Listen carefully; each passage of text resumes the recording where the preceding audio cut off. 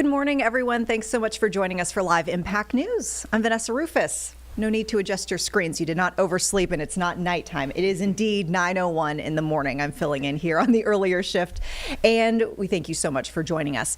Right off the bat, we want to start with an update on a big breaking traffic story that we followed for you throughout the morning here on Live Impact and on television on WCNC Charlotte.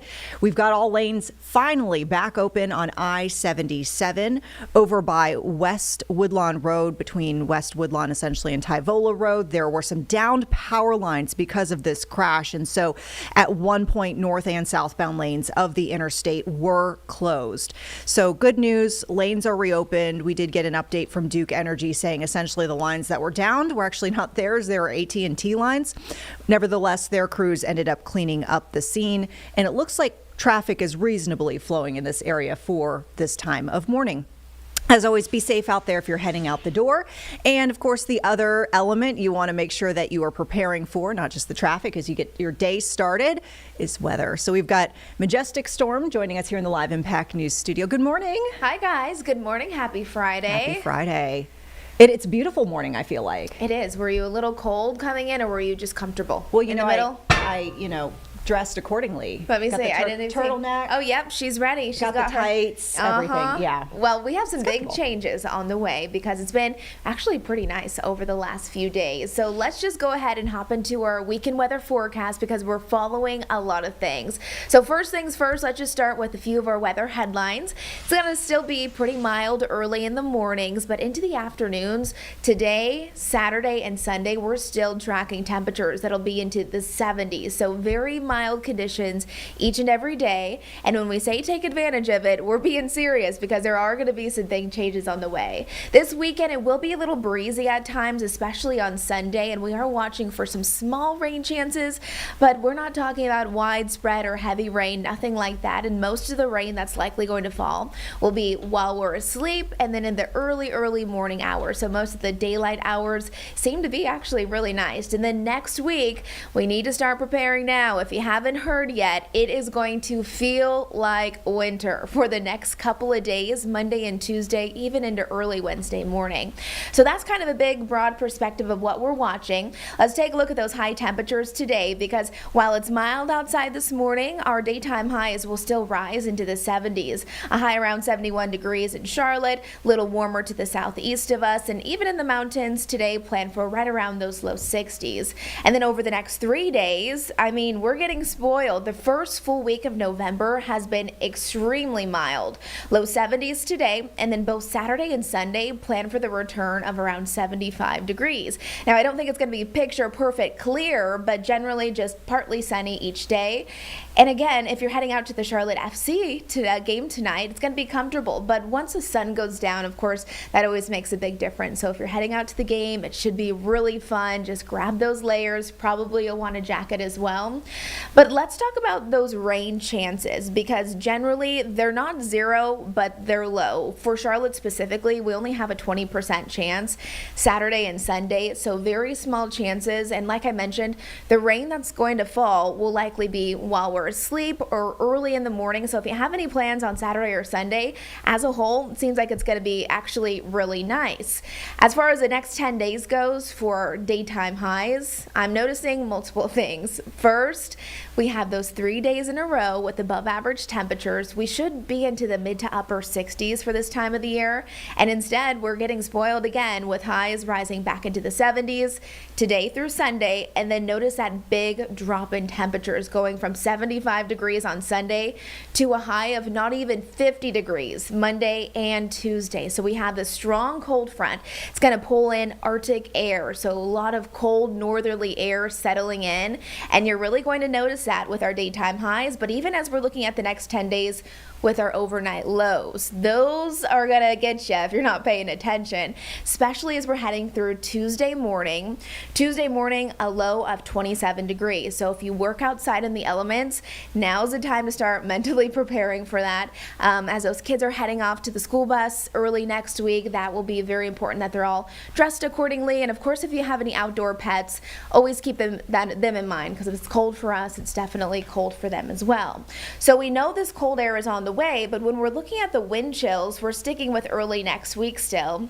It's going to feel even colder, even more dangerous, especially up in the mountains, because the wind chill, remember, that's a combination of our air temperature plus the wind, what it actually feels like on your skin. So by Monday night, we're already seeing those wind chills into the single digits, and Tuesday morning could be even worse. Even here in Charlotte, it's going to feel like we're back down into the low end of the 20s. Let's break down that 7-day forecast, our Jerry Hunt Supercenter 7-day forecast, of course. Bottom line is that the next 3 days will be very nice. I've noticed a few of my neighbors putting up their Christmas lights already, and they kind of have the right idea, because I know it's just nice to be out there when it's actually enjoyable. You don't have to turn them on yet if you don't want to, but at least you won't have to put them up when it's cold. Monday and Tuesday, we are weather impact, not weather impact alert to the extent of, tracking severe weather or tracking storms or anything like that, but weather impact because this weather will simply be impactful and kind of a big shock to the system, with multiple days in a row into the 70s, and then those 2 days where we're not even reaching 50 degrees. So if you like crock pots, this is perfect crock pot weather. If you want to do some cozy things inside, I think those 2 days will be the days to do it. I love it. And great idea about putting up the lights. I always feel like never too early. I think so too. I would probably turn them on by this point, but I think a lot of my neighbors specifically, they're like, we're just putting them up so we don't have to do it when it's too cold. Yeah. I'm like, I like that idea. That's a great strategy. Yeah. All right. Looks good. Thanks so much, Majestic. Thank you, guys. All right. And folks, with that, we're going to turn to, of course, another big headline that we've been watching for the past couple of weeks, the ongoing government shutdown. Now in day 38, and we are tracking a couple of developments that are kind of rising to the forefront at this point. We do know that Congress is set to re-adjourn today at noon. There could be a vote advancing legislation, possibly ending this record-breaking shutdown. This bill that is on the table could keep the lights on essentially for the government through Thanksgiving. So relatively short period of time, but it would include some full year funding for some agencies. Now, speaking of agencies that have been impacted, FAA officially has gone through with its flight reductions in light of the staffing shortages that they've been seeing in the last couple of weeks. And so we do have various airports impacted, including Charlotte Douglas International Airport. We're looking live at the FlightAware site, so you can get a good idea of what we're seeing specifically at Charlotte Douglas, but essentially what we're seeing reported today as far as cancellations in the entire country, 1,100, and then you can see at Charlotte Douglas, 41. So that's 21 canceled flights coming out of Charlotte Douglas and 20 canceled flights going into Charlotte Douglas International. Now, it is important to note that FlightAware does not track the reason for these cancellations and delays. They could be weather related. They could be related to other operational issues other than the government shutdown. However, we can once again confirm that Charlotte Douglas has confirmed to us that it is among the airports that were tapped by the FAA to implement these flight reductions as the agency felt was necessary. Essentially, the airport sent us the statement saying that they're going to stay in close contact with federal partners and airline partners. And if you are traveling today, the next several days, anticipate possible delays and cancellations. Check your flight status with your actual airline before coming to the airport, and you're also advised to arrive at the terminal at least 2 hours before domestic departures and 3 hours before international flights. And we'll definitely keep an eye on things as we get more information. We'll pass that along to you here in the Live Impact News studio. And with that, of course, there are so many other topics to talk about with the ongoing government shutdown. Yesterday, we really focused specifically on impacts to SNAP benefits as we were talking about our partnership with local food pantry Nourish Up and the fact that they're doing this emergency food drive this weekend. By the way, more information on our website, WCNC.com, and inside our WCNC Charlotte mobile app. But there are ways for you to give in person on Saturday for an in-person donation drive, or you can actually just donate through your phone by texting Stuff the Truck to 50155. Once again, that information is on our website, WCNC.com. Nevertheless, that is one element we've been watching. Another element is really kind of the uncertainty that we're seeing folks concerned about. Other agencies that are touched by federal operations, whether eventually they will be impacted by this. And so, for example, we have a gentleman who spoke with one of our reporters talking about his fear of losing his housing because he does use Section 8 housing vouchers. And so with this government shutdown dragging on, he says, at what point could that be impacted? So let's listen to that interview here with our Anna King and this gentleman. Can you talk a little bit about this? You know, I'm here at Elivian. There's a lot going on with this government shutdown. You know, like I was saying, you got a lot of elderly people in here, and they are sick. I mean, we got one lady in here, she's getting like 18,000 pounds of medication. And they can't even get all the medication through the door. They have to break it down and take it up on a pallet, you know, in order to get through the doors. You know, it's sad, you know. And then a lot of them, you see them every day coming in with food boxes from these places that's giving them food. You know, I don't know what they're gonna do, you know. And so Section 8 and subsidized housing is impacted. Can you talk a little bit about the school village? Well, you know, if we lose Section 8, it's gonna be hard. Where is these people going? You know what I mean? You know, we on fixed income. You know, like me, I don't get but $940-something a month. Where am I gonna save? For $900, that's gonna take the whole check if I find a place. Most of the places around here, what, $2,300, $2,500, $2,600 a month. You know, and I don't know what we gonna do. You know, it's all behind this Donald Trump. You know, I don't know what this man just came in and he just messed everything up, you know, especially for the low income and people out here struggling. You got people out here giving 40 hours every day on their job and barely can make it, but they still got to go to these food banks. It's sad. It's sad. And then, so I feel like a lot of people, like you mentioned, how do you think about SNAP, those type of things, but they don't really think about Section 8 and other federally funded programs that are being funded. Yeah, you know, I don't see why not, because all of them affiliate with each other. It's hand to hand, you know. This government funded, you know, I don't know too much about it, but yet, I've been okay since I've been here. I've been here 3 years. Have no problems. Pay my rent and everything on time. But yet, if I lose this, I'm gonna be homeless. Tell you the truth, I'm gonna be homeless. You know, and it's, like I say, hopefully this thing will open back up and everything get back on track, you know, because what it's been, 45 days now? This is the longest I ever known it. I'm 63 years old. I don't know. So how scary is that thought?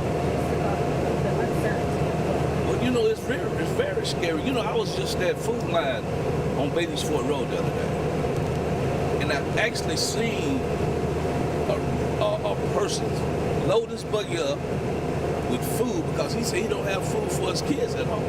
Push that shit straight out the door. You know, I don't know. And you talking about the homicides that's going on? What you think is going to happen? You know, it's going to go. Our crime rate going to go up. I don't know. One thing I do want to say, I have yet to see this mayor of Charlotte try to do anything. You ain't seen her on the news or anything. You have folks trying to help these people get food and stuff for their kids. You ain't seen her. You know, look at Bailey's Ford Road over there. I was raised up on Bailey's Ford Road back in the 60s. I never seen that place over there like that. I don't know. It seems like people just don't care. You're from this area. Yeah, I'm from this area. Earl Village, Peapout Court, Dalton Village, West Boulevard, South Side. Nation Fort Road, Sugar Creek, Hidden Valley. I done stayed at all these places. So possibly see the way things are going or could go if the government shutdown continues. Maybe, I don't know. It's, like I say, it's sad. Real sad. Crime gonna jump. You know, crime gonna jump. It's just, I don't know. You know, but yet we got this new, what's her name down here? We got this new lady. I can't think of her name. But anyway, she's chief of police. You know, she said she's gonna do a lot of things. We're gonna see. She was a very good lady when she was here. She did a lot of work when she was here, and then I think she left and went to Raleigh. But she's back now as our chief of police. So hopefully she'll come in and get things like they should be. You know, but for us, this government shutdown, you see it every day. We got people sleeping over here in the cold. We got people sleeping in our stairways in the cold behind this government. They losing everything. It's sad. You know, go down North Tryon Street down there by the Mission down there. People sleeping in tents. It's going back to that. That's what it looks like it's going back to. You know, and like I say, they took the tent cities. The tent cities, you can't even put them up in the county. I'm gonna say in the city now. You got to go way out there in the county, but they're coming back. They ain't got no choice. What people gonna do? What are they gonna do? It's sad. Like I said, it's sad. Put it down. Put the mic down. Thank you so much for taking the time. That's I'm from. All right, folks. So once again, a gentleman who uses the Section 8 vouchers, talking about his concerns with the ongoing government shutdown and whether he would see those benefits start to go away if the shutdown continues here. We'll remind you once again, since we mentioned it several moments ago, the emergency food drive that's happening here in Charlotte. This is for our local food banks, but specifically Nourish Up, as we're hearing from so many of these organizations that their clients, if you will, the number of folks they serve, are spiking right now during the government shutdown. Of course, you have federal workers who are going without pay, who are being furloughed, or they're working without pay. SNAP benefits up in the air. And so they have told us over at Nourish Up, 20% increase since the shutdown started. And I was over actually at one distribution event yesterday over at Eastern Hills Baptist Church in East Charlotte, and they served close to 300 people, actually just over 300 people within essentially a half hour to an hour's time. That's a 49% increase from their usual clientele at that location for this specific donation drive. So you can see, if you'd like to donate in person, non-perishable food items tomorrow, so it's Saturday, from 10 a.m. to 4 p.m., you can drop those off at Holy Comforter Episcopal Church. Folks from WCNC Charlotte will be out there as well. And if you can't make it there in person, once again, you can text the phrase, one word here, stuff the truck to 50155. And that will essentially send you a link to go to where you can donate online. And the good news we're hearing from Nourish Up is they do have increased buying power compared to like a normal consumer who might go to the grocery store and spend $1 to buy XYZ. They can get that for a lot cheaper since they do buy in bulk. So that is something to consider. All right, folks, more information on our website, WCNC.com. We're going to take a quick break. When we come back, we'll have many more of your headlines for you. We shall be back in 2 minutes.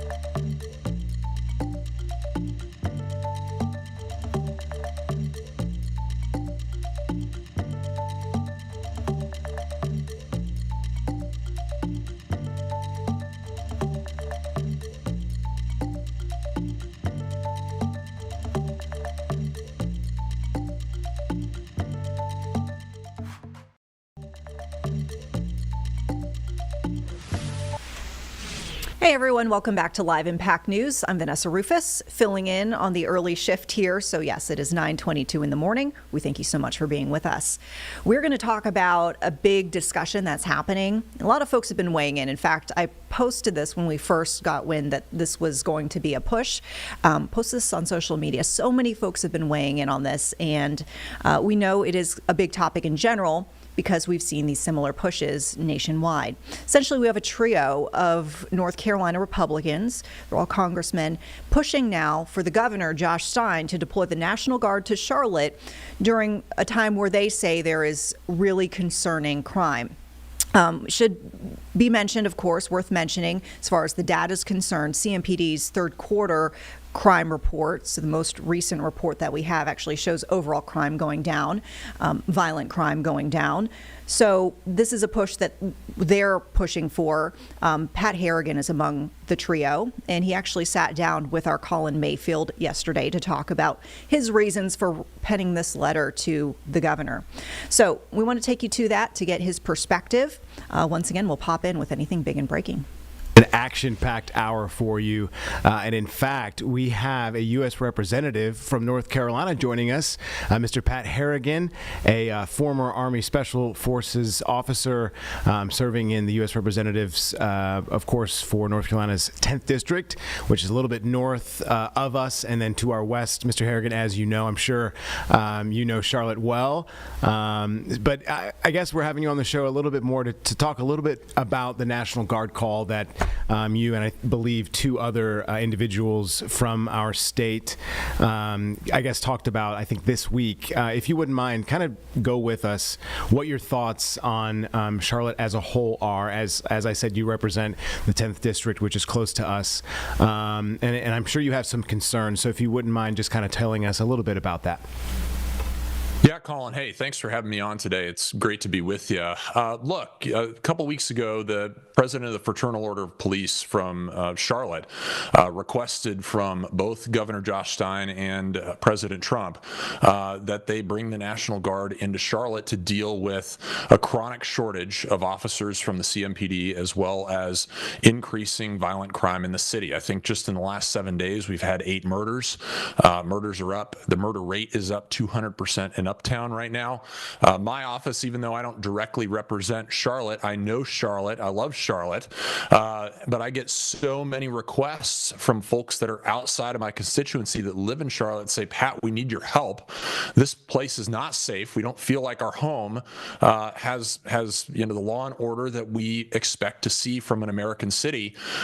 Can you please get involved here? And look, I think what we want is ultimately we want Governor Josh Stein to consider this. This isn't something where we're just saying, hey, send in the National Guard right now. No, I mean, we want broad consensus over how do we work through the legitimate problems that we have with violent crime and law and order in our cities, and very specifically Charlotte. And I think we can all get on the same page for that effort. I don't want to split hairs here, Mr. Harrigan. I just want to talk a little bit about CMPD's official data, right? They said, and they told us as well, and I can attest to this because I was able to kind of be a part of this press briefing, that their data shows that they have a 20% drop in violent offenses, specifically in Q3. Now, I understand we're in Q4, so you kind of pointed out just recently where we've been. And I know there's different socioeconomic things going on, especially here in Charlotte, right? It's a metro area. I think folks are feeling a little bit strained. We've talked to other individuals around Charlotte then themselves who, talk about a little bit about the violence, right? Could that be a socioeconomic issue?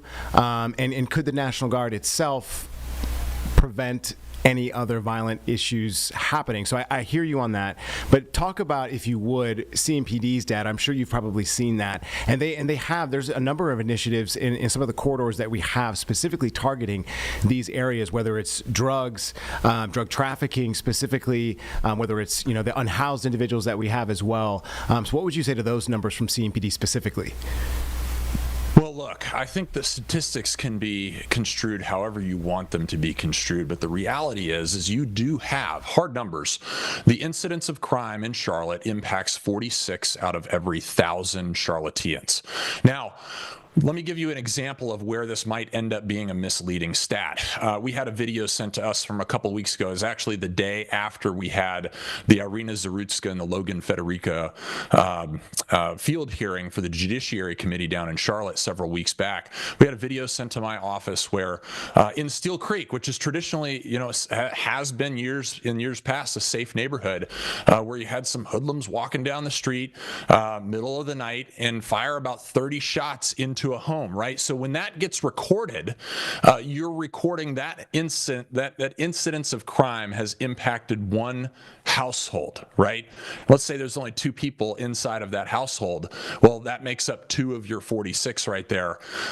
But that's not really what happened, because when somebody fires 30 shots in a neighborhood at 2 o'clock in the morning, 20 houses down are impacted by that because nobody feels safe. Like, what is the true metric of whether or not people feel safe? And it's ultimately the response of the constituency of the city. And I'm telling you, they're telling me that they don't feel safe.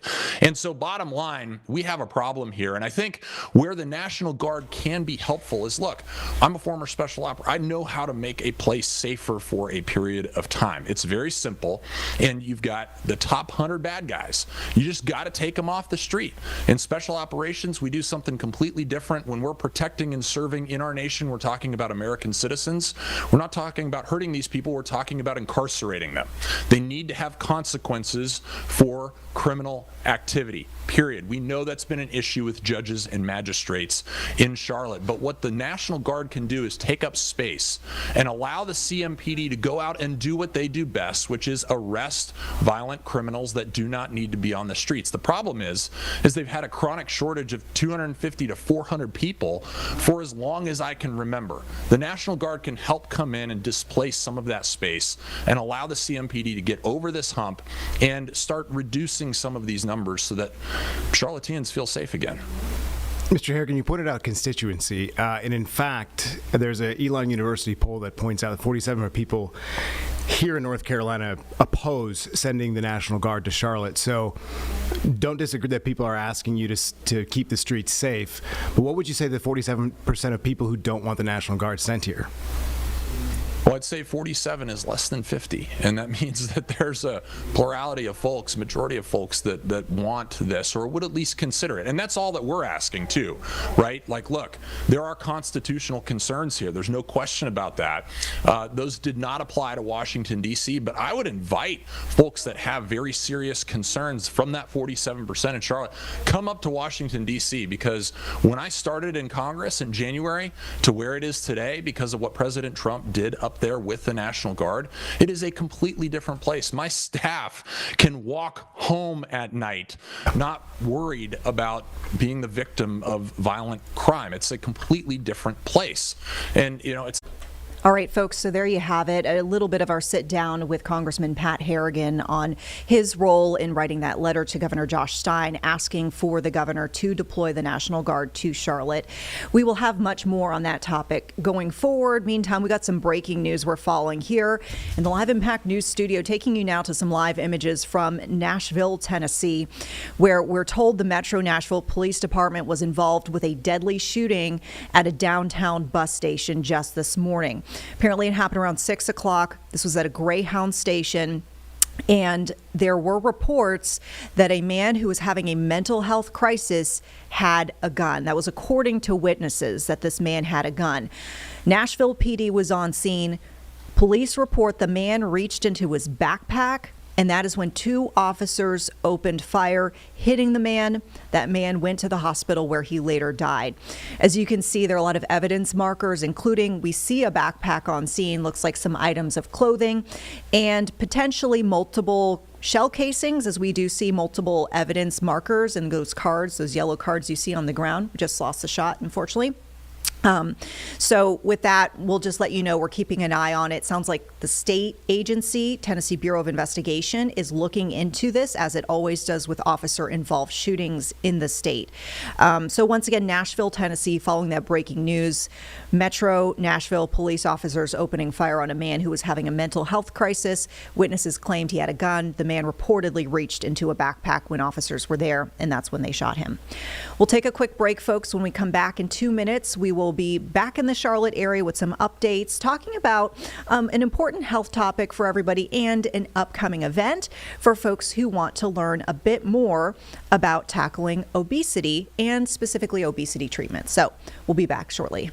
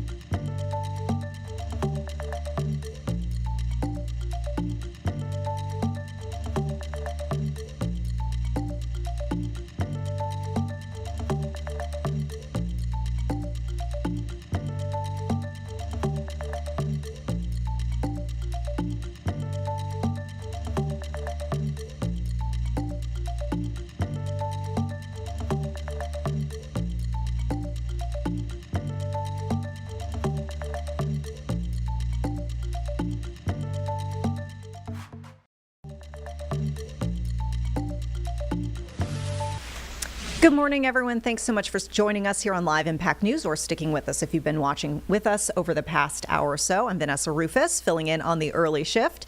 We've got a great topic to come here. It's health related, and I think a topic that is very timely considering we are getting into the winter months and the holiday season, and we might tend to eat a little bit differently this time of year, maybe indulge a little bit more than we usually do. So it's a great time to kind of highlight healthy decisions that folks can be making about their health as they go forward throughout the next couple of weeks. We have Dr. David Vollinger joining us with Novant Health. Dr. Vollinger, thanks so much for your time here on Live Impact News. You're a bariatric surgeon, so you can speak on obesity treatments, what folks need to know about this as they go forward, and also just maybe how we can all make healthy decisions this time of year. Absolutely. Vanessa, thanks for having me. And not only doing my bariatric surgeon, but I also specialize in bariatric medicine. So we do a little bit of all of it. You know, just as you mentioned, all right, this is the season for parties, sweets, you know, holidays based around food events. So what do we do to not put on that weight over the holidays? And there's a few things. One is just try to make healthy choices in what you're doing. Look, everybody's going to try grandma's brownies or fudge, but make it small bites. Use the 3-bite rule so that you're just having a little taste and not overdoing. Make sure you're drinking plenty of water. Make sure you're also getting plenty of exercise. Do some walking. Make exercise and activity a part of your holiday traditions. Those are all things that we can do over the holidays to make them not only fun but healthy for us. You mentioned getting some exercise. I had always, heard that a good walk after a heavy meal was a good thing. I don't know if you can speak on that, mostly because I think about some of the more indulgent holidays, you know, like Thanksgiving, for example, where it's kind of all about the spread in a lot of ways, where the tendency after you eat a lot is you kind of want to plop on the couch and watch some football. But it's probably better maybe to just get around and move. Not that you need to go for a run right afterwards, but maybe just move around a bit, something gentle, perhaps. 100%. Do your pregame walk, right? Do your halftime walk. Do your throwing your football in the backyard. not just immediately go from table to couch, right? Get some exercise and activity, and make it a tradition. Maybe you do the turkey trot every year. Maybe you do things as a family, as a group. So, absolutely, stay active, stay moving. You'll feel better, and you'll do better over the holidays with your weight. Now, obviously, a big topic that we're seeing kind of on the weight control or weight loss front, if you will, are I guess some of the medications that we might be seeing on the market right now. And so I think in general, there's a big dialogue over, who should be taking those and maybe which ones and how do folks choose them and where do they get them? How do you advise folks if they are considering this path for themselves? Sure. Our patients call them the shots. We hear all about the shots now. And the GLP-1 agonists are great drugs. They're great drugs to help you with portions and stay full and get rid of the food noise. What I would say is that, number one, all of these treatments, medicine, surgery, are just tools to help you improve your lifestyle. The foundation of everything you do needs to be what you eat, how active you are, managing your stress, getting enough sleep. But medications are great tools to help you. Just understand there are side effects with medicines. There are risks of surgery. So make sure you talk with your doctor about that. In the general category, if your BMI, body mass index, is over 30, roughly 50 pounds overweight, you're a candidate for medicines. If your body mass index is over 40, about 100 pounds overweight, 80 to 100, you're a candidate for surgery. So there are great options, but lifestyle management has to be the foundation of all of it. And just to kind of go, I guess, deeper into the topic, there are a lot of, I don't want to say, myths, because I maybe it might be misconceptions of like side effects. For example, this is just something I see, when you're like scrolling on your feed and folks are talking about Ozempic face or, some of the side effects that they might have from taking those medications. I guess based on your understanding and you're actually working and seeing, these patients as they progress with these medications, how much truth is there to, I guess, some of the social media reporting of concerning side effects? Always a grain of truth in everything you read. And so with Ozempic or Wegovy, Mounjaro, Zepbound, all these injectables that we're using now, they can help you lose weight, but they also slow down your GI tract, so they can cause nausea, bloating, heartburn, constipation. In rare cases, they can affect your gallbladder and your pancreas. They do a wonderful job, but you not only lose your fat, but you can lose your muscle. So that's when they're saying Ozempic face. You have to make sure you get plenty of protein, get plenty of exercise. Again, balance the lifestyle with the medical tool, understand what the side effects are, and do what you need to do to avoid them. Now, we know we're kind of already into the holiday season in the sense, I feel like once we start getting around Halloweenish and the weather starts cooling down, I feel like the tendency, at least for myself, is to try to slide, whether I feel like recognize it at the time or not, into the holiday eating pattern. If folks have already found themselves kind of in that zone already and maybe they haven't made great decisions over the last couple of weeks, how would you recommend folks get back on track with their eating and their exercise and maybe even just kind of their mental messaging to themselves as they navigate the rest of the season? Yeah, absolutely. It starts with Halloween candy, right? Rolls into big Thanksgiving dinner. Then it's Christmas cookies and candy. So absolutely, it's a more difficult time. So, I think that it is first understanding that it is fine to treat yourself during the holidays, but try to do the unhealthy things in smaller amounts. Start with the healthier things, the lean protein, the fruits and vegetables. Another trick is to drink plenty of water. Make sure that you're not necessarily hungry when you're going to one of your Christmas parties or one of your events. Again, the regular activity and exercise. Use the 3-bite rule.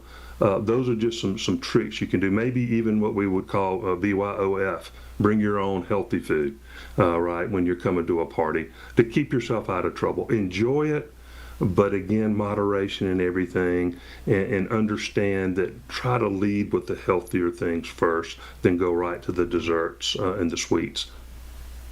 So I feel like we'd be remiss if we didn't talk about this, but Novant Health is a presenting sponsor of the Trejo Foundation's The Walk, which is tomorrow.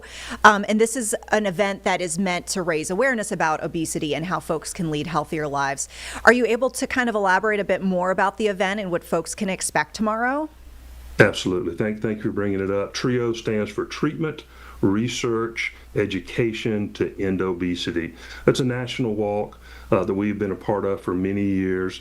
We think it's very important to celebrate our folks who have been battling obesity and are winning, to celebrate our staff and our healthcare providers that are helping our patients, and to raise awareness to the community at large on, look, obesity is a chronic, relapsing, lifelong disease. It's not just overeating. It is brain chemistry, it's genetics, it's metabolism. As all these different medicines and treatments we have now shows, it's not just overeating. So we want to raise that awareness. Our goal as bariatric surgeons and bariatric medical physicians is to actually prevent the disease, prevent folks from having to come to see folks like me. That's the end goal, and that's what the TRIO is trying to do, to raise awareness and raise money to help treat, educate, and research on obesity.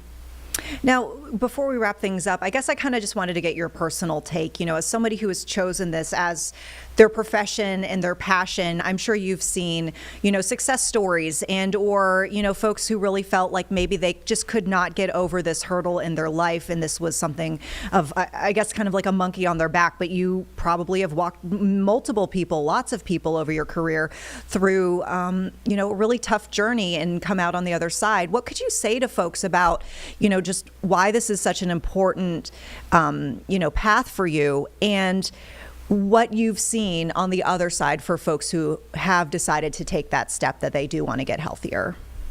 Absolutely. I've been doing it over 20 years, and what really brought me into the field was exactly what you say, is really allowing people to change their lives in the prime of their lives.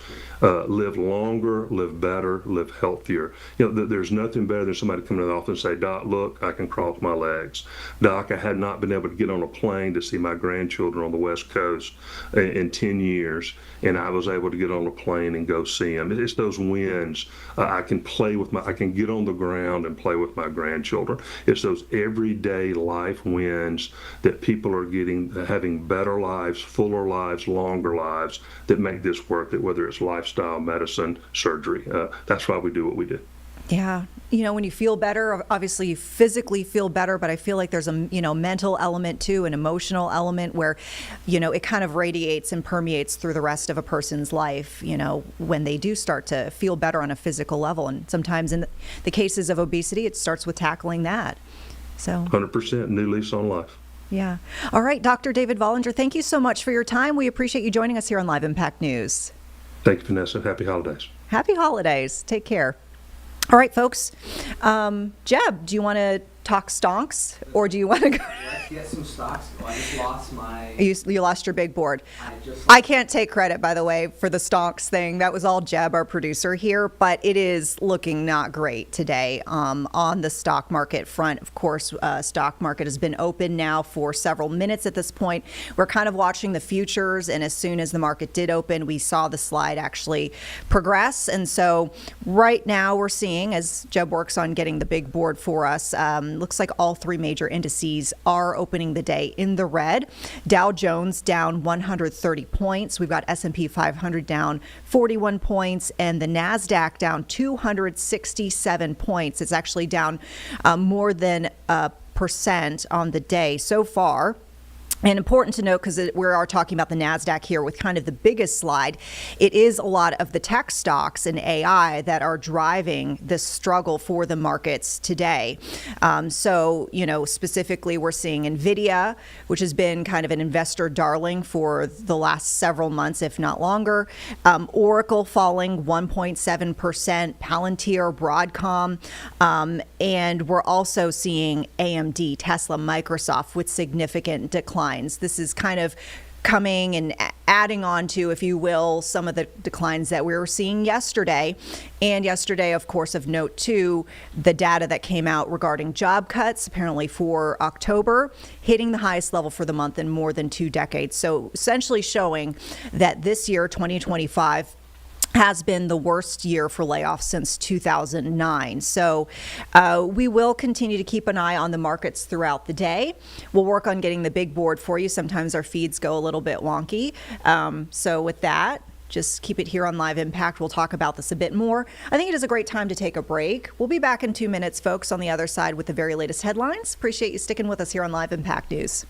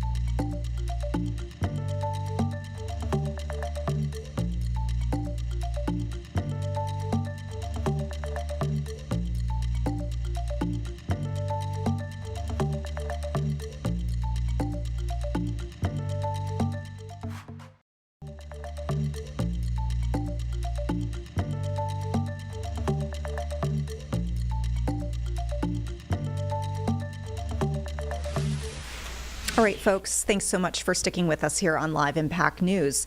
We are going to talk right now on the very latest with the flight cancellations and delays we're seeing nationwide, because they really are starting to pile up. And in case you missed it, we do have on the table right now a reported 10% reduction that's now taken effect as of this morning in flight capacity. This is because of the ongoing government shutdown and the fact that there are staffing shortages for folks who are essentially making our travel industry go round. And so Transportation Secretary Sean Duffy had kind of previewed today in the sense that this is something that could potentially happen if the shutdown was not resolved at this point, and so it has now taken effect. Live look right now at the FlightAware website, where you can see total cancellations on the day today, just over 1,100, and specifically at Charlotte Douglas, 41. So we're seeing, I guess in some good news, no increase since we checked in at the top of the hour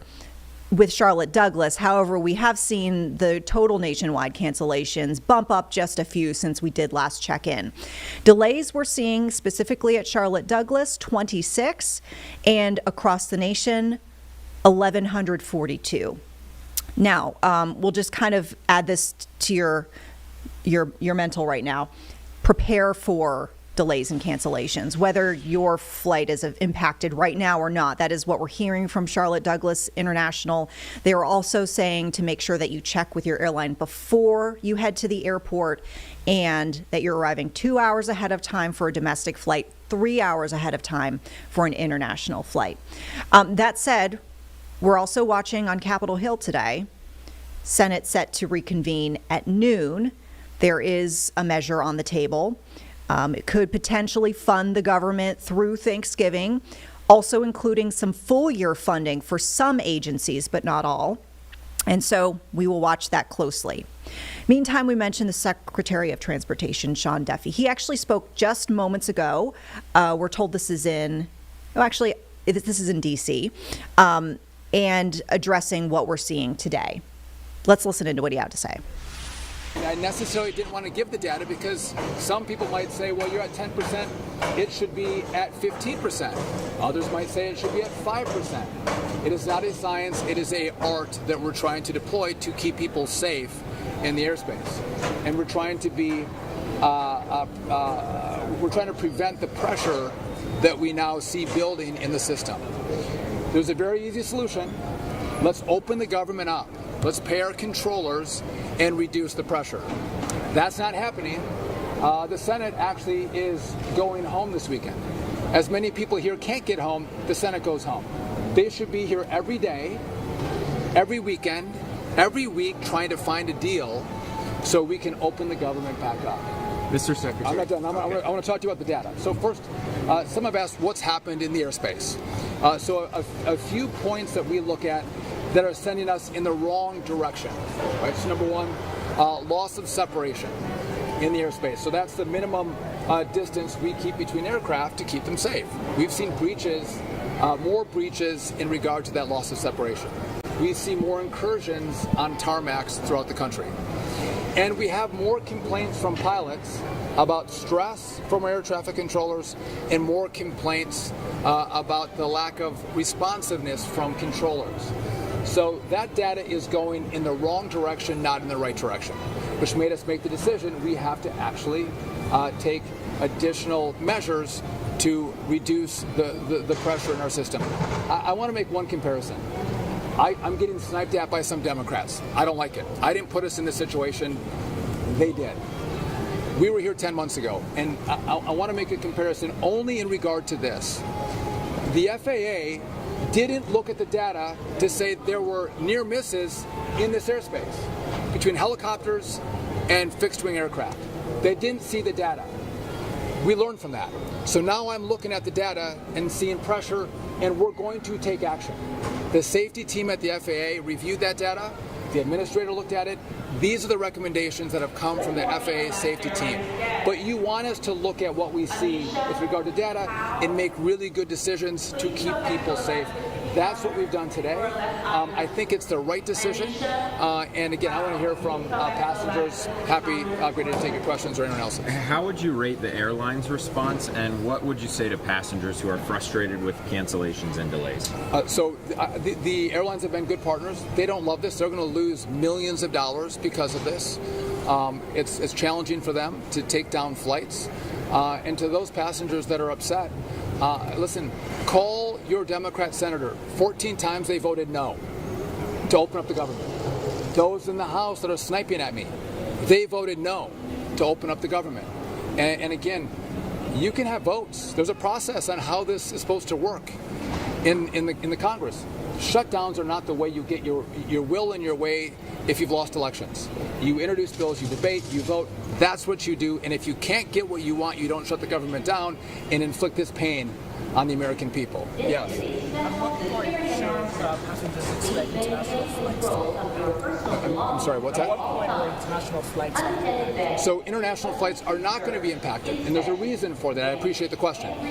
We have international agreements that we abide by. And because of those international agreements, I'm not going to impact those international flights. And because if I do, what will happen is we have other countries that are waiting to have a breach of those contracts from the U.S. so they can cut down American flights, and that would have a very long-lasting impact on our ability to send travelers from the U.S. to those partnering countries that have the agreements. When we spoke on Wednesday, we talked about 10% as the number. I asked you, did you think about doing a lesser number? You guys ended up going to 4%. If 4% is the work today, could you increase it even more than 1% daily? Could we go up more? That's a great question. So we had talked about 10%. Yep. As I reviewed that with the safety team at the FAA, they said the safest way to do this is to get to 10%, to do a step approach, and do it. We're doing it 4%, and then as you see, 4 days later we do 2 days later we do another 2. and then 2 days after that we're at 10%.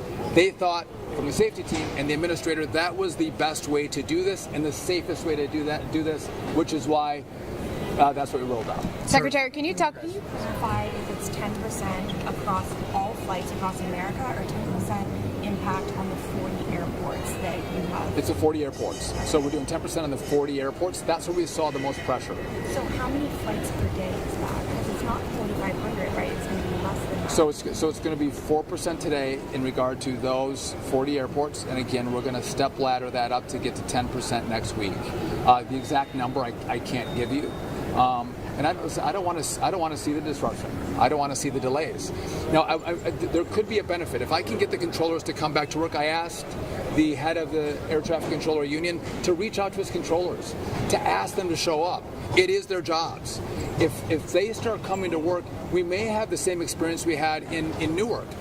We had delays and cancellations in Newark in the early summer. We reduced the capacity, and then the flights were on time. Right, we had less cancellations, less delays. It was the most on-time months we had at Newark ever. So that could be an outcome of what we're doing. And we'll see probably more people on less flights, which means less pressure on control. Sir, have you spoken to the president today? Any expectation he has in the middle of this tense situation across the country? So I haven't talked to the president today, but I've talked to the president. I've talked to the White House. They're fully read in on what we're doing. And when I look to the safety team, the White House also looks to the safety team to help us make the right decisions, to do the best we can to keep people safe. But there's an easy answer. There's an easy answer. Open up the government. Stop this. And by the way, when I was in Congress, we had shutdowns. I stayed here for a month. I didn't fly home. I sat in my office, working on deals, working on solutions. Why are senators going home? If you can vote 14 times to keep the government shut down and create this gridlock in our airports, and you're going to go home, they should sit here. Like Americans sit in airports, they should sit in their offices. They should sit in the Senate and figure out how they're going to come up with a deal to open this back up and not use the American people as leverage. You had a question? Can you talk about the morale of the air traffic controllers right now? Obviously, long hours, some are not coming to work, unpaid for the last couple of weeks. What's the morale like? So, listen, you don't get paid. You're stressed about paying for your families, food on the table. There is stress, and we see that. They're not happy, but you know what? Most of these men and women are great professionals. I've told you this. We don't have the best equipment. We do have the best controllers, and they work really hard, and they care deeply about keeping Americans safe through our airspace, and I'm grateful to them for that. But let's not lie about the pressure they're under. What's happened is a lot of the same controllers come to work every single day. We have that group. Then we have another group that has a longer record of not showing up. And so the ones who do come to work, they're the ones that are working 6 days a week, 10 hours a day. And you can do that, all of you guys work big hours. You can do that for a couple weeks, but at one point you're going to get burned out. You're going to get burned out. And that's what we're seeing now. There's a higher level of fatigue with the controllers because they've been doing this for a long time as we've tried to mitigate the impact of the shutdown. But now when we see numbers go in the wrong direction, the data go in the wrong direction, we have to take preemptive action to meet our obligation. First one is keep the airspace safe. That is the first job we have. And by the way, at DOT, we do a lot of things. A lot of things. This is the most important. And that's why we're taking the action today. I'll do one more question. Even if the government does reopen next week, when could we start to see flights resume as normal? Could this spill into Thanksgiving and the holiday season? It's a great question. So if the government opens on day one, will I see an immediate response from controllers? No, the union is telling me it's going to take time to get them all back in. Okay, I don't wish this was the circumstance in which I was dealing with. So I imagine as we see the data change and more controllers come to work, we are as quickly as possible going to take these restrictions away. That's the best approach. But we have to look at how many controllers come to work. And how long that takes after the government opens back up. And here's what's hard for us. It's not one tower. It's not one TRACON. It's not one community. One day it's LA. The next day. All right, folks, we'll definitely keep you updated on the travel situation as we go on throughout the day. But the big headline here, cancellations and delays nationwide, including at Charlotte Douglas International. We know that there is a flight reduction underway because of the ongoing government shutdown and the fact that that is leading to staffing shortages from folks who essentially get the travel industry off and running. So we will check back in with that in just a second. We got breaking news meantime to share here on Live Impact News. Really sad situation we're learning about out of Cleveland County. Sheriff's Office there just sent us a statement saying that there was a domestic violence shooting last night that involved an off-duty deputy. So I'm just going to read the statement to you. Sheriff's Office deeply saddened to confirm off-duty deputy with our agency, Mitchell Hilton, was involved in a tragic domestic violence incident that resulted in the death of another person. So this occurred late last night. It happened at the Crown Ridge Apartments, that's on South DeKalb Street in Shelby. Shelby Police was the agency that responded to the scene. They called in SBI. SBI is now taking over this case, and the Sheriff's Office wrapping up the statement here saying domestic violence is a devastating issue that affects individuals and families from all walks of life, including members of the law enforcement community. And it serves as a painful reminder that no one is immune to the far-reaching impact of these tragedies. Our thoughts and heartfelt condolences go out to the family and loved ones of the victim during this incredibly difficult time. So once again, an off-duty deputy with the Cleveland County Sheriff's Office involved with a domestic violence incident last night in Shelby that resulted in the death of another person. Now, we realize that statement is not super specific in the sense that we don't know exactly the chain of events here, but this is kind of the general understanding that the Sheriff's Office is able to provide at this time, and now turning the investigation over as it is active to the State Bureau of Investigation. More on this to come as we learn it. We'll be back in 2 minutes. Meantime, here on Live Impact News. We'll see you soon.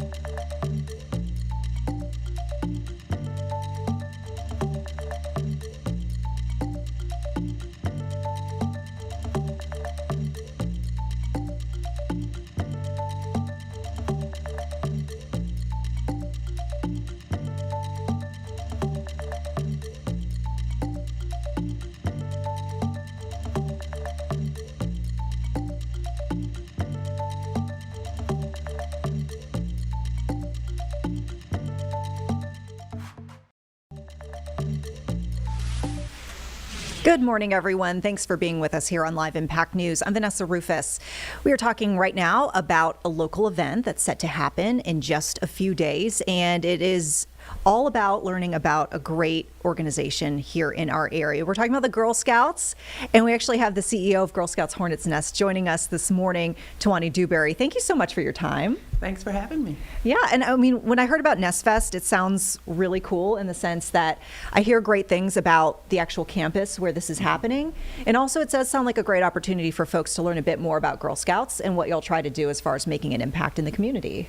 Absolutely. Nest Fest is one of our annual events. It's we call it a camporee, but it's an opportunity for Girl Scouts and those who are just interested in being a part of this great festival to come out to our camp facility, which is the Dale Earnhardt Environmental Leadership Campus at Oak Springs. It's right inside Iredell County in Statesville, and an opportunity for folks to come out, learn more about Girl Scouts, have fun at the waterfront, and it's really like a fall festival, and has hundreds of folks that come out each year. And I just hear great things about this campus once again. It sounds like it's beautiful. It's in such a beautiful setting and has so many different, I guess, amenities, if you will. But I mean, what a great treasure for our area. It is, and I don't know that a lot of people are familiar with that campus, but if you have a chance to come out, it is absolutely beautiful. The lakefront where you can do canoeing, kayaking, corkle boarding, all of the things there. We have a high ropes area, our Phoenix Tower, low ropes, you name it, we've got it out there, and it's such a community asset. So if you're a Girl Scout or you're just a community member who would like to be a part of the fun, it's an opportunity to see something that's absolutely amazing. So we're seeing that this is Saturday, November 15th. So this is next Saturday. So Saturday Yes. next week. It's taking place from noon to 4. And folks do have to register. It sounds like time is ticking down for folks to get that registration in, right? Yes. You can register at our website, which is www.hngirlscouts.org. And there's still plenty of time to do so. I'm seeing here, on the event billing, if you will, you'll have food trucks, you'll have carnival games, face painting, s'mores. It just really sounds like a great fall setting too. I know folks this time of year are really trying to get into the fall feels a bit more, so I think that's probably a good setting to do so. Yes, absolutely. I mean, there are things like pumpkin carving and painting, face painting, bounce houses, but for me, the food trucks were the highlight. Yeah. I absolutely got funnel cake wasted last year. I'm going to do better this year. Oh, no, have fun. I'm just kidding. That sounds great. So, I mean, I should, full disclosure, mention this. I was a Girl Scout, so I know kind of firsthand about the program, and I'm sure it's evolved even more since I was a Girl Scout, because that was quite a bit of time ago. But tell us a bit about Girl Scouts and what you're all about and what you're hoping to do for these young ladies in our area. Absolutely. First, we're going to claim you. Once a Girl Scout, always a Girl Scout. Silver award. Yes, absolutely. And like myself, I started as a brownie in my hometown. Girl Scouts is, to me, the premier girl serving organization. It's the largest girl serving organization in the world. And our goal is to build girls of courage, confidence, and character. And when I think about my own experience, it is one of those things where you have caring adult mentors, you have a space that is uniquely carved out for you, where you can learn, grow, be immersed in leadership opportunities. You have the opportunity to explore your passions and figure out just who you want to be. In a male-dominated society, it's important to have these spaces that are taking into account the unique needs of girls. Whether you want to be a leader in your home, whether you want to be a leader in your community, Girl Scouts is the place where those seeds start. And we're growing those community leaders and those leaders who are going to impact our communities for years to come. So that's the power of Girl Scouts. And here in our community, we're serving 6,000 girls. And so the impact is huge. Yeah, I mean, I just think about some of the things that I learned when I was in Girl Scouts. Obviously, you learn about the cookie sales, and I know that is like such the stereotype is like Girl Scouts, you think cookies. They're not just tasty, it's a real, like, I would say, like, kind of business running type of experience. Like as a girl, you learn how to sell the cookies, you learn about the actual dollars and cents and what that means, and that's getting put towards experiences that you and your troop can do. But there's so many other things that I remember learning. Educational wise, you mentioned leadership. I mean, as part of the silver award that I did with my troop, we ended up doing like a recycling program for a local river in our area. So you kind of learn about giving back to the community and leading and organizing a major project that is supposed to stick around for years to come. Yes. We have many girls who are immersed in our higher awards program, which is Silver Award, many who get their Gold Award. And it really does challenge you to do something that's going to have a lasting impact on your community.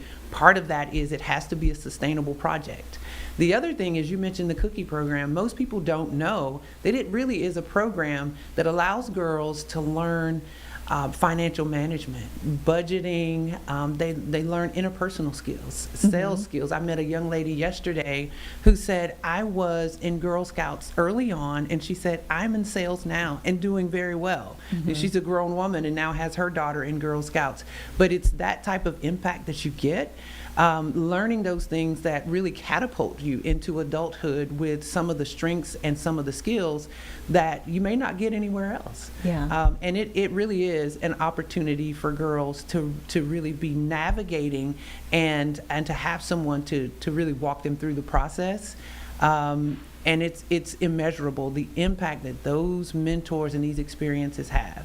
Yeah, and I think about too some of the physical benefits, in the sense that, you know, and I feel like especially this day and age where you're trying to get off the phone as much as possible and get out into the real world, or, you know, the physical world, like walking and doing like the hiking and the camping and, you know, the horseback riding and the archery and all that stuff. Like that stuff stuck with me, and to this day I'm such a huge outdoorsy person, and I know it is because of that. But it's a great, I feel like, foundation that I'm glad that I have now in this digital world, where I'm like, I know I can do this and this is enjoyable to me. Absolutely. And a lot of our girls, when we talk with them, and then the research shows that girls feel more isolated now than ever. Yeah. They feel lonely when technically we say they're connected more than they ever have been. And so there's something about having the opportunity to be at Nest Fest or at our property at any other point where you get outside, you connect with others, you have a group of folks who are supportive, and you get away from that phone and those things that aren't necessarily, I like to say, they're not real. Real connections make the difference. And so with our girls who say, you know, I feel pressure because I'm online and I feel like I need to be perfect because all I see are these facades, we want to take them into a space where they can really experience being outdoors, where we can encourage their own strength and individual identity. And so, like you said, some of those hiking trails, some of those challenges that they get by getting outside, we're excited about being able to provide that and encourage folks, whether you are currently a Girl Scout or not, to come out and experience that with us. Yeah. And I mean, I know we focused a lot on what the benefits are for the, you know, girls and the young women who are participating in this event, but I've heard in speaking with some folks with your agency and organization that, I mean, there are a lot of opportunities for folks in the community, you know, who are adults, to take part in being a positive impact on these girls and young women's lives. Yes, we are always looking for folks who are interested in volunteering, and there's so many ways to volunteer. One of the things that we're really stressing is the exposure that we can give girls to different careers, to different positions in the community. Those things are invaluable because you don't necessarily know what the options are until someone introduces you. So you can volunteer in that way, or you may decide you want to be a consistent mentor and troop leader. There are so many ways in which you can get involved and you can have an impact on a girl that fits right into your schedule, that meets your needs. And often what I get, and personally, you end up being impacted just as much as the girls. Yeah. It is such a rewarding experience. Yeah. And I'll just mention this as well, since I've heard that this is a need of yours, actual spaces for these girls to gather for their regular meetings. That sounds like that's something that maybe business owner or, you know, a group, if there's a group with like a facility, that they could help if, you know, they have that option. Yes, absolutely. It's a business, a house of faith, or a community center. We're always looking for places for our troops, our programs to gather. And that's an easy way to give back. And so if you're interested in being one of those places, definitely reach out to us. We will make sure we're in touch and taking advantage of those opportunities. Yeah. Anything else you'd like to leave us with here or add to the conversation that I didn't chat about? Well, I would say we have a program tomorrow as well that is one of our entrepreneurial activities. we really push that. That's a big part of the cookie program, but it's something that we do during the course of the year, is offer opportunities for girls to really immerse themselves in entrepreneurship and career and workforce exposure and development. So definitely reach out and we will get you involved. And listen, the impact that we have in the community, you can be a part of that. You can be an extension of what makes a girl the leader that we're going to need as we move forward in our community's future. Yeah. I mean, Girl Scouts must have made such an impact on you. You know, thinking about, you know, I'm picturing you enrolling as like a brownie, right? And Yes. you follow through with the program, and you now have made your adulthood about making sure that this program persists. So, I mean, this is an impactful thing for you. It was the driving force. I am still connected to my mentor from then. Wow. We still stay in touch, and she still pushes me. And it's, you know, it's a mutual benefit there. And I tell you, my life has been irrevocably changed, and it definitely determined the trajectory of my life. I feel honored to be able to give back to young girls the thing that was given to me. And so in this moment, looking at all the many girls who are growing into beautiful young leaders, it again is an honor for me. It's a benefit to be able to step into that space and give back what was given to me by so many folks, and specifically the one mentor who has really traveled through me through my life. Yeah. Well, I'm so glad to see the work that you're doing in the community, and I just hope that these girls are, you know, who maybe take part in this event that we've been talking about on the 15th, maybe, you know, take the leap and try it out. I mean, and the biggest thing is for folks who are looking for a reprieve from work and all the things. Yeah. Girl Scouts at the end of the day is fun. Oh yeah. It's a fun thing to do. Even as an adult, you get the opportunity to really just pull back and engage with some really vibrant young people. And it really makes me encouraged about the future, because they are brilliant, they are energetic, and they are ready to move forward and to really just change the world. Well, fantastic. Can't wait to see what these young ladies do. And I hope a successful Nest Fest for you coming up on the 15th. So we'll remind everyone again, Saturday, November 15th, noon to 4. Go to, it's hngirlscouts.org, right? Yes. HN, so Hornet's Nest, hngirlscouts.org to learn more about the event. You can register there. Yes. It's free. It's happening, you know, in a beautiful area. So take advantage. Come on out. All right. Tawana Dewberry, thank you so much. We Thank appreciate you joining us here on Live Impact News. We'll take a break. Yeah, let's do that. Back in 2 minutes with your latest headlines.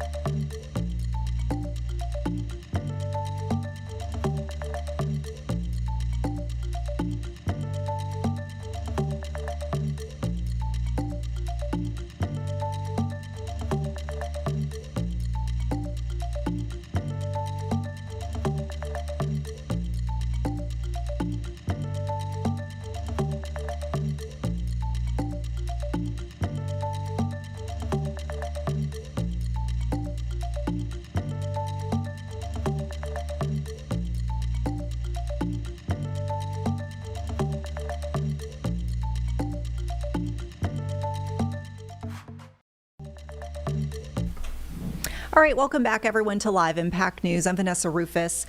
Right now, we want to turn our attention to the very latest out of Raleigh, as we are seeing the governor, Josh Stein, ordering North Carolina lawmakers back into session, and this is over Medicaid funding shortfalls. So we'll go ahead and listen into that announcement from the governor from just yesterday. Afternoon. Today, North Carolina Department of Health and Human Services Secretary Deb Sangvi and I are here to talk about the urgency of fully funding Medicaid. We're pleased to be joined by Dr. Karen Smith, a family physician who cares for patients receiving care through Medicaid, Betsy McMichael and Demi Eckhoff, who are both advocates for people with disability. I'm grateful to each of them for sharing their experiences with Medicaid with us today. But first, Secretary Sangvi, I'm going to turn it over to you, Secretary. Good afternoon. Thank you, Governor Stein. Thank you for your leadership and commitment to the health and well-being of all of North Carolina. And thank you to everyone who is here today. North Carolina has worked for years to build a fiscally responsible, world-class Medicaid program that so many rely on for life-changing, in many cases, life-saving care. North Carolina Medicaid is innovative and provides affordable health coverage, access to doctors, prescriptions for more than 3 million individuals. These are children, older adults, people with disabilities, veterans, and working North Carolinians. These provider rate cuts are devastating to people, providers, and communities. Implementing these cuts is one of the hardest things I've had to do in my professional career, as a hospital executive, as a provider, and as a member of the North Carolina community. I know how important provider rates are to systems of care.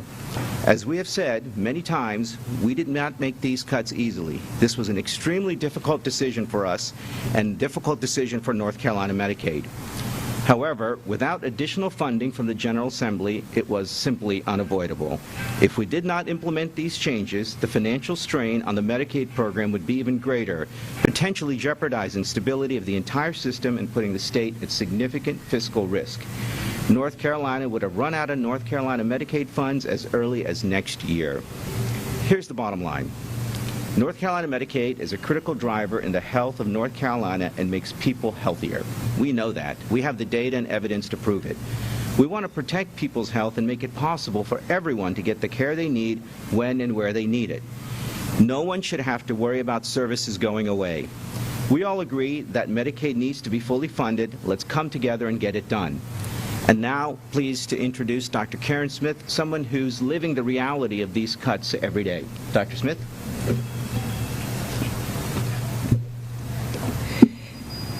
Thank you, Governor Stein, for allowing me to come and share some of our observations. I actually want to convey words of optimism. As a family physician of 33 years, one of the things that we've come to learn, optimism is sometimes all we have, and that's what we go by. But I'm encouraged because people have access to comprehensive, quality, coordinated care. And we know for the first time, a young mother who had good prenatal care, did everything she was asked to do, but found herself with an infant who had lifelong congenital problems. And to be able to sit with her and give her that encouragement to help her navigate through a system that clearly was going to be challenging. We also had the opportunity of working with a caregiver who kept repeating, thank you, for allowing my friend to actually live to the end of life with dignity because of those conversations that were held, the relationship that was established. And to be able to transition in peace and not get services that, quite frankly, he did not want. And what about the young man who showed up in our office on Monday with a constellation of symptoms? He couldn't figure it out. He didn't know what was going on, but he knew that he could go to a doctor's office in his community and then to come back 5:30 in the evening, well after the office had closed, to find out that he has a life-threatening problem and coordinate his care, get him to the emergency room. But here's the kicker. He came back in the following morning and said, hey, doc, I told him I don't want to stay at the hospital. but I need you to fix me up so I can go to work the next morning. Those are the stories that we share. This is enough to show the optimism that if we can make the right decision, people can continue to have access to their physicians, access to their health care providers. That's going to make a difference in their life. Now, medicine has moved forward. We have certainly brought forth advances in health care, but we're keeping people at front and center.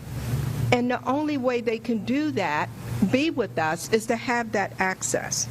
Well, I'm truly optimistic because I see people becoming healthier and happier every day, and they're thriving in ways that we've never seen before. Medicaid is a lifeline from the very beginning of life down to the end of life. And we look forward to the support to make sure that people can continue to thrive. I'd like to turn it over to Betsy.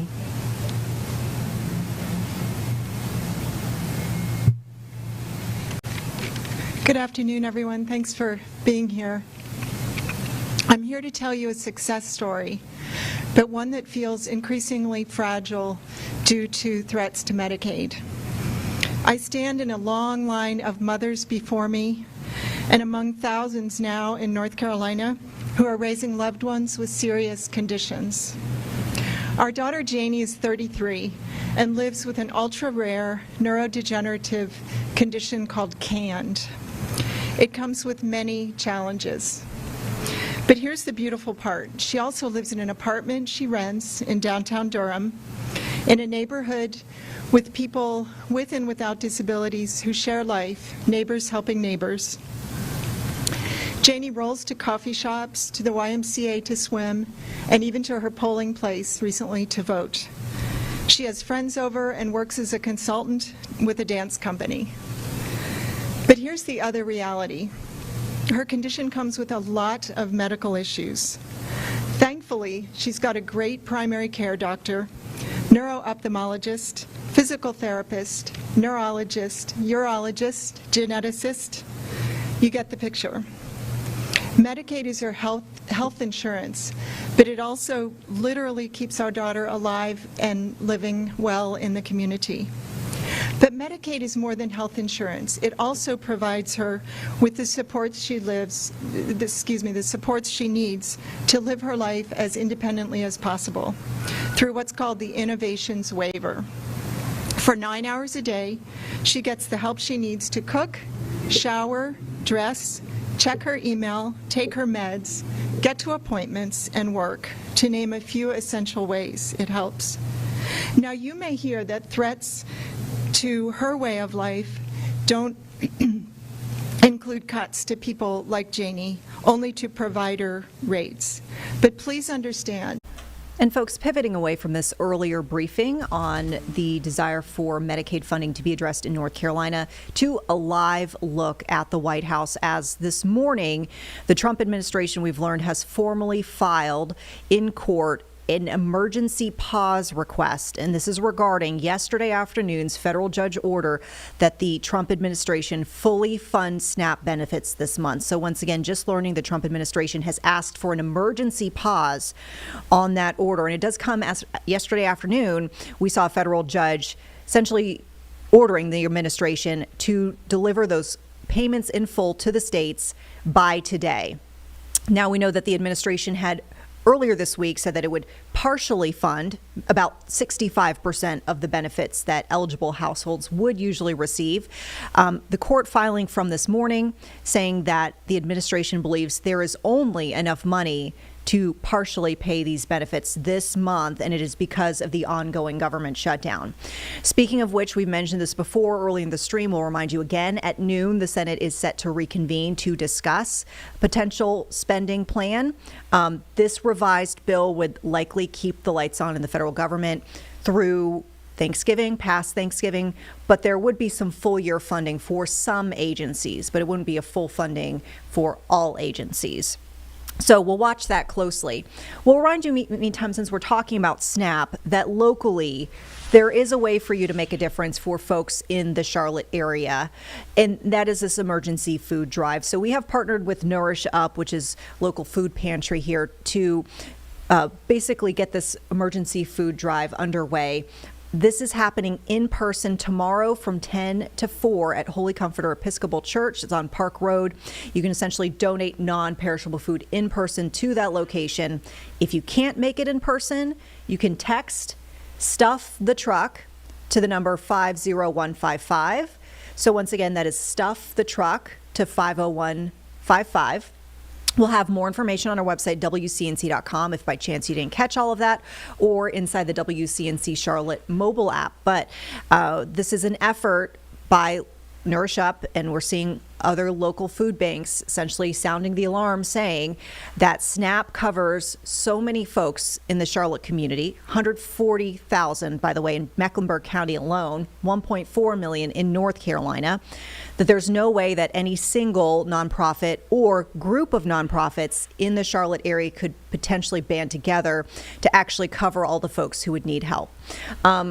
Kind of a number that drove this home was when I was speaking with Nourish Up yesterday, went out into the field and covered the distribution event that was happening over at Eastern Hills Baptist Church.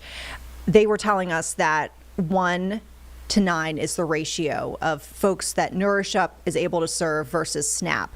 So SNAP essentially serving 9 times the number of people that Nourish Up essentially serves over a similar period of time. Just to kind of paint a picture of how big of a gap this is, with the SNAP benefits being in limbo at this point. So more to come on this. Folks, we're going to take a quick break here on Live Impact News. On the other side, we're following a live feed out of Miami-Dade County, Florida, of course. We'll join with that in just a bit.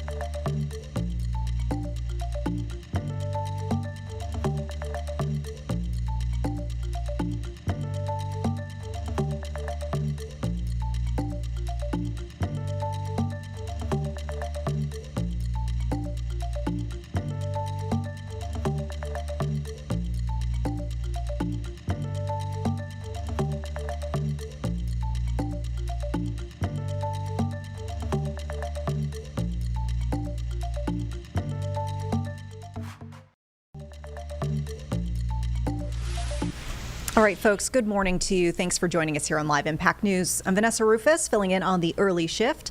I want to turn our attention to a feed coming to us out of Miami-Dade County in Florida, where it looks like the governor, Ron DeSantis, is making an announcement of sorts.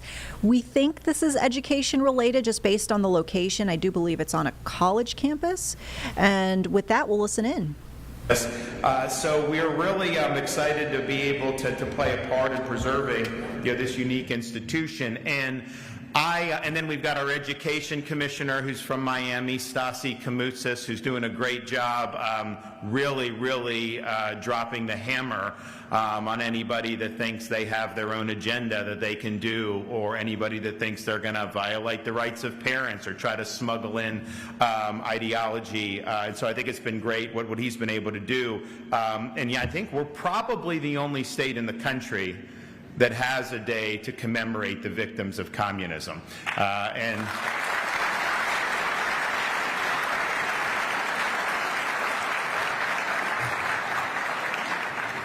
as was mentioned by Madeline, there is instruction in the schools that will talk about this. And I think it's important to talk about, in a very clear-eyed way, the destruction, the lives, 100 million dead at the hands of Marxism-Leninism. But I think it's also important that we just recognize the whole absurdity of it all, of the whole idea of communism and Marxism-Leninism. And nobody understood that better than President Reagan. And he used to tell a story about Castro's Cuba. And so for those of you who are exiles or have heard the stories, I mean, you know, this guy would get up there and he would drone on for 4 hours, and basically all the problems they had was all America's fault, and all the others said this is the nonstop propaganda. And these people are basically just forced to sit there and listen and have to endure this, because if they did anything, then they basically be disappeared. It was an authoritarian country. And so Castro's given this speech, and he's droning on and on and on. All of a sudden, and there's thousands and thousands of people there, you hear out in the distance someone yelling, "Peanuts, popcorn, Cracker Jacks," and people are like, what the hell's going on? And Castro kind of notices it, and then next, "Peanuts, popcorn, cracker," and then you start to hear this, and he's really flustered. And so finally he's like, all right, I don't know who's saying that, but if you say that one more time, I am going to take your butt and ship you all the way to Miami. And then 2 seconds later, the entire crowd erupted. Peanuts, popcorn, Cracker Jacks.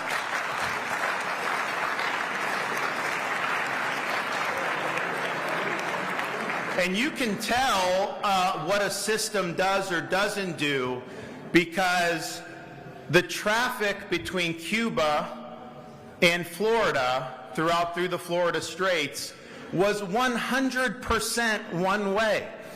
If communism was so good and America was so bad, wouldn't people want to get on a raft and go over to that island? I mean, it's a beautiful island.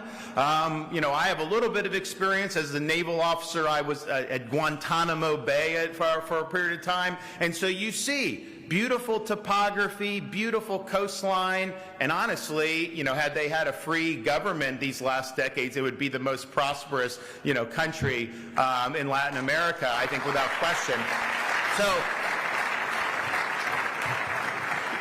you know, so it ain't like this is like in the middle of the desert somewhere where there's just nothing there. This is a great piece, a great island. And so they have this system. And if it's so great, wouldn't one boat have wanted to go to? No, that wasn't. And so sometimes we can talk about theory, we can talk about facts and figures. All you got to do, how did people behave? And there were people that risked their lives to be able to escape Castro's communist Cuban tyranny and come to the United States of America. There was no one who was trying to leave the United States to go there. And it's important that we understand, particularly young people, understand, because I don't think, you know, the Cold War was won, all this, but this ideology doesn't fully go away. And it comes back and it's repackaged, and they try to do it under various different banners.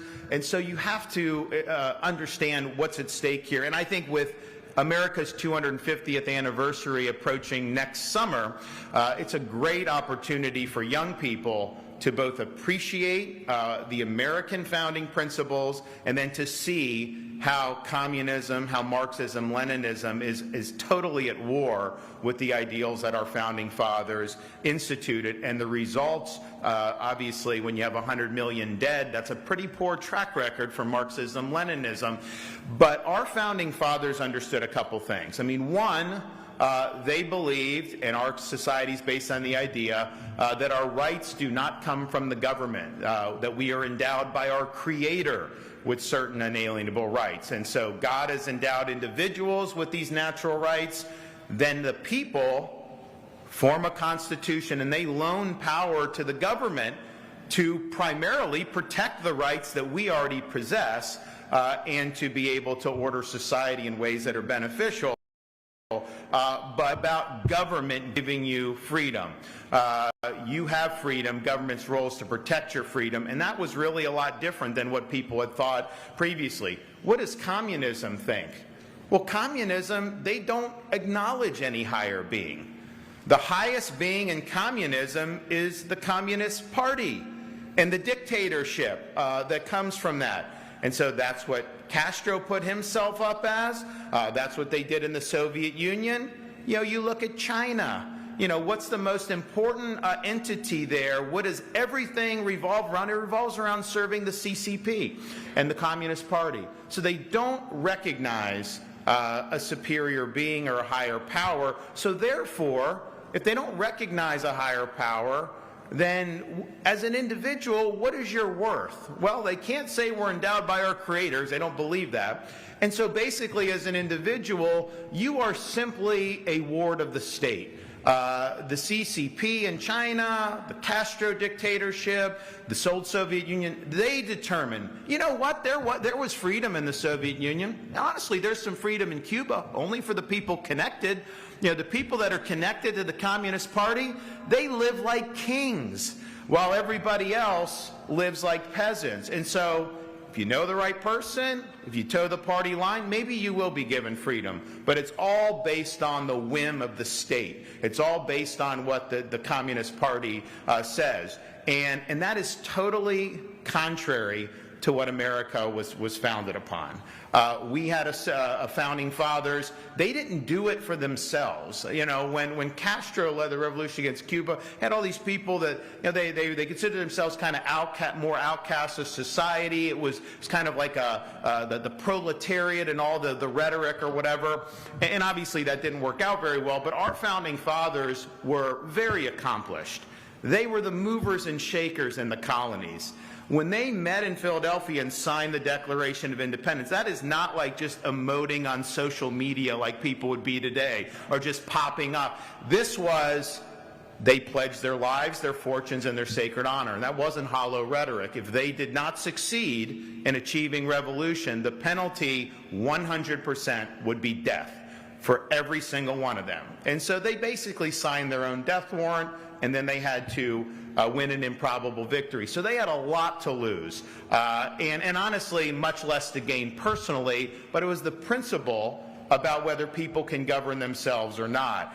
And you've seen how America, and look, we have ups and downs in this country. You know, we've got problems that we deal with even today, major problems. But no country has given more people more opportunity in all of human history than the United States of America. And that wouldn't have happened unless those folks stood up and fought. And so as part of America 250, we're really leaning into this. You know, we have some of our counties, most of them are far away from Miami-Dade, although one of them is just south of you guys, Monroe. But we've got counties named after founding fathers. And so we've brought a statue of Thomas Jefferson to Jefferson County.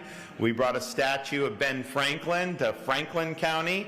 I got George Washington. I got a statue, beautiful statue loaned from Mount Vernon that we put in the Florida Capitol. So if you go into the Florida Capitol, you want to go to the governor's office, you hang that left, you see G-Dub right there, looking really good. We're going to bring, and it's interesting because there's all these other states that have different a lot of states not only would not do victims of communism day of force, they may view it a little bit differently. So it's like they've been taking statues down of America's founding fathers over the last decade. This has been something that's kind of become a cottage industry. So it's allowed us, I'm getting like Alexander Hamilton on discount from some of these states because it's in the basement. We get it, I mean, it should be a $100,000 statue. I'm getting it for $30,000. 100,000. So we have good opportunities to do it. So we're going to do Hamilton in Hamilton County, Madison, Father of the Constitution in Madison County, and we are going to do James Monroe down in Monroe County. I got to figure out which key we're going to drop old James in. All right, folks, you're listening here to Florida Governor Ron DeSantis making remarks on an education front. And we also have in our 3-box Transportation Secretary Sean Duffy speaking. It looks like at a Breitbart, either town hall or forum of sorts. We're unsure if he will specifically address the FAA flight reductions in effect today, causing hundreds of cancellations and delays across the nation. And we are going to listen in, though, to make sure that we get the very latest on that front. We know he's just generally talking about various transportation initiatives. Also, bottom right corner of your screen, live images from Broadview, Illinois, as folks have gathered outside the ICE facility there in a protest. There was some movement this week on the court front as federal judge there actually ordered authorities to improve conditions at the facility after it was alleged that those conditions were actually inhumane. So much more to come on all of these in just a couple of minutes. We'll be back in 2 with the very latest here.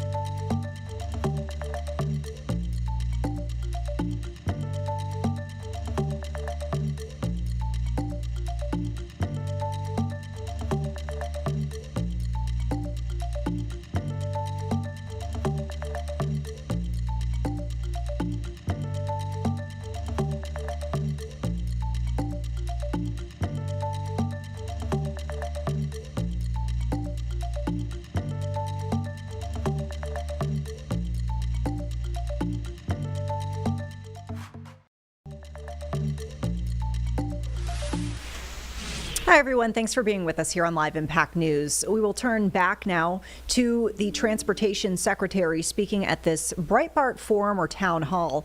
We know, of course, the big headline today on the transportation front, all of the flight cancellations and delays related to the ongoing government shutdown and the order from the FAA to reduce flight operations and capacity by 10%. We've mentioned we have about 41 cancellations reported at Charlotte Douglas International as of today. We should mention this information coming from FlightAware, and so FlightAware doesn't always mark why the cancellations have happened. So we're unsure if that is related directly to the flight reductions by the FAA or if there's weather-related incidents or other operational problems. But we are seeing quite a few nationwide, more so than usual. So with that, let's get over to the Transportation Secretary. Might be addressing the issues of the day, could be also talking about other transportation initiatives. You know, there's a lot of people may not understand this, but the UPS, Amazon, FedEx, they fly stuff around the country. And can you explain for us the impact this might have on the broader economy here as well? You know, I think if you, and I don't think the businesses have been that vocal about the impacts that this is having on their business and on the economy. I think they want to stay out of the politics of this. So they're not being very vocal. But if you talk to them behind the scenes, they're saying, of course, this is having a substantial substantial impact on our business. And so I think how long this lasts will dictate what kind of impact it has. But even with air travel, Scott Kirby from United was saying, listen, we see a direct impact on bookings right now during the shutdown. And if people don't fly, that is cars, that is hotels, that is restaurants. I have to imagine a lot of people might want to fly and go see football games this weekend. All of this massive economy is impacted when we reduce the number of people who can travel, and so it will have an impact. Right. So now, speaking of the broader air traffic controller system, let's say once we get the government reopened and get this back up to normal, I know this has been a major issue for you as Secretary, about focusing in on how do we solve this problem. You mentioned we're 2,000 short as it is anyway. How do we get those numbers back up? You mentioned there's several that are in the school right now. Walk us through the process of this. How do we get to those numbers, and then also the equipment that we need to get into place? So we have our main academy is in Oklahoma City, and it was the process and the length of time to get a young person who wanted to become a controller could take well over a year. Sometimes 2 years. We've streamlined, by the way, if you're 24 years old and you want to be a controller, but you have to wait a year and a half, most of them are going to go find a different career and a different job. So we've streamlined, tightened the time frame in which you can get into the academy. We're giving a bonus when these young people come into the academy, and we're going to pay them more while they're at the academy. The stipend has gone up. So I'm trying to incentivize young people to come in, and our throughput is up 20% this year. We're going to work on improving that as well. On the back end, we have great air traffic controllers who can retire after 25 years of service. And so what I've done is I've asked them, listen, if you'll not retire and you'll stay on the job, we'll give you a 20% upfront cash bonus for the year. And every year after, we're going to pay 20% extra to stay on. Those are the best controllers we have. I want to pay them to not retire. So we're doing that. But it's going to time is what we need. It takes time to build those numbers up. So that's one side of it. The other side is what we're doing on our really old air traffic control system. We're using old, copper wires from the 1980s. It's just, it's actually atrocious. It works, but nothing we should be proud of. And so we need $31.5 billion, which, by the way, to build a brand new system is not a lot of money compared to how much things cost. So $31.5 billion. The Congress in one big beautiful bill gave me $12.5 billion, and we're very specific about how I could use that money. And so it's new radar, radios. The key part of this, if you look back to what happened in Newark. We had a telecom outage. It was a 30-second outage. For the scopes to reboot, it actually took a minute and a half without any scopes or radar. That's actually very concerning for hopefully everybody. We worked with Verizon and others to rebuild those lines. But that shows how old a lot of our telecom is. So we're going to transition from copper to fiber, analog to digital. That's, in this phase, is the most complicated part of what we're going to do. And so the network is going to be secure. But if I think about what does a brand new air traffic control system look like, that's the software, right? That's a common automation platform. I don't have the money for that. I have people that are working on that. But when we get the money, we want to move as quickly as possible. But because I don't have it now, that's going to take years to not just develop it, but to debug it and then deploy it to train air traffic controllers on it. So it's a big job and it's a hard job, and that's why I don't think it's been done in the past. It's easy to try to pass this system off, and President Trump has asked us to take on the biggest problems of the country and fix them, and that's what we're doing here. So on that note of getting the rest of the money that you need to be able to do this, there's talk of another reconciliation package coming together early next year. I know Senator Graham has been talking about that. Have you talked to the President about this? Have you talked to members of the U.S. Senate about this? Are they considering adding more into this next reconciliation plan that they're they're talking about. I saw some reports yesterday that they seem a lot further along than people expected, which seems, I guess, promising. But your thoughts on that? Yeah. So President Trump was talking to me about this, even before he gave me the job, and then after he gave me the job, he knows the problems we have with our airspace. So the president is 100% supportive, which is fantastic. We can talk about politics all day long. I can throw blame on the shutdown. What's great about this issue is this is bipartisan. Sure. Everybody agrees that this has to be done. And when you have bipartisanship and recognition of the problem, that actually is the best political situation you can have to get the rest of the money. So I'm hopeful they'll give me the rest of it. And by the way, so this is the Common Automation Platform. There's, but some of our towers and centers are they're really, really old. And so not all of them, but many of them have to be rebuilt. And so some of the money in the plan is also for actually bricks and mortar to build, new infrastructure. Our controllers should not have to work in some of the environments that they're working in, on some of the equipment that they're using. And just one last point on that, we do have old equipment. The equipment works, the equipment's safe, but it is old. We have the most efficient, safest airspace in the world, not because of amazing technology. It's amazing controllers is why we have a safe, efficient system. And again, I think it's atrocious that they would be treated this way. So shifting gears here, big other topic that is very much in the news around that you guys are focused on in the Department of Transportation has been the issue of illegal aliens driving trucks in America. We've been seeing the blue states out there like California, Washington State handing out CDLs to illegal aliens, people in the country illegally, non-citizens, and there have been a number of incidents in the last month or so where these folks have crashed and killed Americans. There were at least two that I've seen. You guys released a bombshell explosive report about California and Governor Newsom not following the law about this. Can you give us the latest on what has happened with regard to this issue and how you guys are reining in states like California on this? So there's two issues. There's non-domiciled commercial driver's licenses. Let me first talk about English proficiency. That was the first issue we came out with. There's a long-standing rule. We didn't create this rule in this administration. It's been here for decades. You have to be proficient in the English language, speaking and then understanding road signs. Pretty common sense for a commercial driver. In the Obama administration, they basically switched the penalty to be a slap on the wrist. No real penalty if you can't speak the language.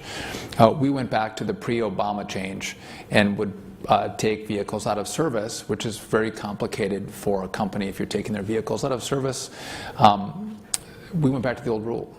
One of the problems we have is California was the only state that, in essence, have told their law enforcement officers